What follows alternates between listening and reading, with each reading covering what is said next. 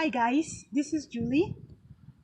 I just want to talk about how to put toddlers to bed, how it could be a routine, and these little ones grow up and becomes part of them. I will start from age 12 months. When your child, although you right from the birth of a child, you have been having a close contact and grooming the child and all that. When the child becomes a toddler, you have to have a pattern for the child. For example, you have a specific time the child has to go to bed, and before that time you have what you are supposed to do before that time to prepare the child.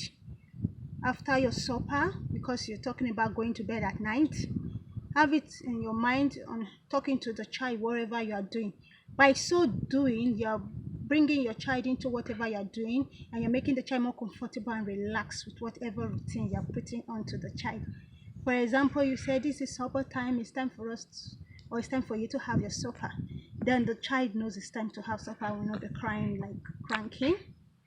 And after the supper, you can say, oh, let's just play some games. You play some games with the child. The child has eaten and is just playing with you, having some good time with you after supper. After which you can as well say, oh, now we've had our supper, let's pray. It's almost time for us to go to bed. Let's not forget to pray. You might say, this is a toddler. Pray. Why do I need to pray with this child? I can go to my room. No. You are teaching this child how to communicate with his or her creator. You pray with the child. Make the prayer simple, make the prayer specific, and call the child's name into this prayer. By so doing, the child feels comfortable, the child feels important, the child feels special. And when children are special, their confidence are being built. When children are special, feel special, they don't have problem of my parents don't like me, my mom don't like me, my dad. No, because they feel they have a space in your heart. Yeah, that's what happened. And after the prayer time, you cuddle the child. Yeah, when you're cuddling your child, you're building warmth, you're building closeness. There's this closeness between you and this child. The child feel very safe. Children that are very close to their parents and that are grown and that are cuddled, they grown up, they can, it is difficult for them to be deceived. It's going to be very difficult for them to encounter rape or whatever, because rapists, they come with different manipulations or the other. So when these people come, these people know where they're coming from, so you can't pull them down even if you don't tell them about it. They just know, their instinct just tell them. Yeah, and after you've cuddled this child, you tell the child a story. It is very important. You tell this child a story. If you want to read a bedtime story for the child, great. Also, if you want to read a Bible story, great. You can as well choose to compose your own story if you can. Awesome! Because when you're composing your story, you might be looking at the characteristics of this child in composing your story, and by so doing, you are building this child. You are, when I mean you are building this child, you are forming the destiny of this child. You are you are shaping the way you want this toddler to grow up to be. Yeah, there is a place in the Bible that says that train up a child the way you want the child to go, and when the child is grown, he's not going to depart from it. That is so true. When you read a story, before you know it, this child is going to ask you questions based on your stories. And when the child asks you questions, you put the child through, you are helping the child with his own with his brain development. That is so great. After which it's time for bed after the story time. Then you let the child understand, oh, the story was done, and it's time for us to close our eyes and relax and sleep.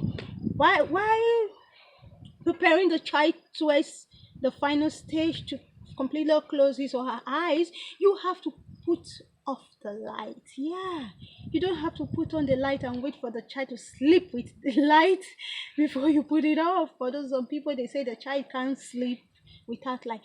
You have to train your child to sleep without light because it has a lot of benefits on them. When you sleep with light, it, it looks as if it's day. It's a little bit difficult to fall asleep. And a child, when he's struggling to fall asleep, toddlers are supposed to have 10 to 12 hours of sleep in each 24 hours of the day. You are depriving the child of the quality of sleep he's supposed to have because of that light that is shining on the eyes of the child, and the child struggling too.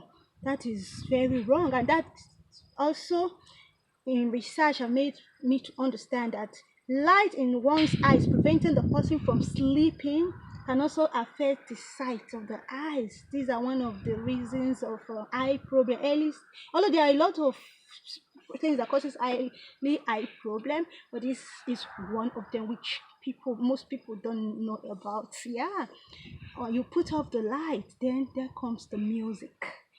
You gotta look for, if you're using your phone, you want to use your phone for the music, or you downloaded the music, good.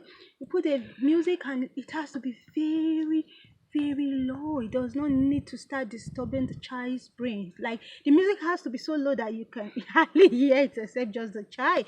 That soft calm music like draws it out, the heart, the mind, the every part of the child to sleep, to bed. It wants to just like yawning, sleeping off. So by as you do that, the child is thinking about the music. The same time is also thinking about the story and is enjoying the prayers. When you do all this, the child is sleeping. Is like enjoying his sleep. He's gone to bed. So when you make this thing a routine, there are a lot of benefits, and it is awesome too because it brings about bonding. It makes your child very close to your child, understands you so well when you do this, and it helps the child, and it becomes a memory that lasts forever. Till the child dies, leave this earth, we never forget this memory. These are awesome memory, putting your child in a very beautiful way to bed. Such children can hardly go with strangers. It's difficult. And if you even take them to the place of strangers, let them pass, and it's going to be difficult for them to sleep. They remember the process. They remember how they are being cuddled. They remember the soft music. They remember the bedtime story. And before we do that as parents, I'm supposed to say this first, we should not forget to take care of ourselves, because if we are cranky, we decide to like put a child to bed, that child is going to be cranky because the spirit is, it is like a spiritual stuff. It's like what you have, that is what you pass on to the child. When you're cranky, you're tired, you're stressed stuff, you're not happy, that child might finally fall to bed, but that child is going to fall to bed sad. That child is going to wake up sad. So as mothers, we just have to try and take care of ourselves before we do that. It's very easy to do that. Just like you listen to a good message, do some exercise, just listening to music that takes your mind off your stress and worries and anxiety, doing some exercise that releases endorphins to the body and the brain, every part of your body, that comes to that. You smile, laugh, yeah, smile, laughing is a very good thing to the body too. When you do all that, you know what's going to happen to you. You're going to be feeling relaxed and like boom, now you can give a shot to your child. It's like a good shot that will like help every part of the body of this child. This helps socially, it helps mentally, it helps physically, it builds confidence. It's also helping speech development. Yeah, if you don't talk to your child, you don't reach to your child, you don't communicate with your child, you're always on the move, you're always rushing in haste.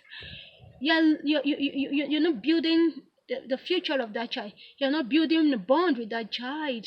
You're not helping a lot of things the child is not supposed to struggle with. You're not helping the child. Before you know what's happening, the child starts struggling with a lot of things, a lot of issues. You won't know because you are so busy as a parent.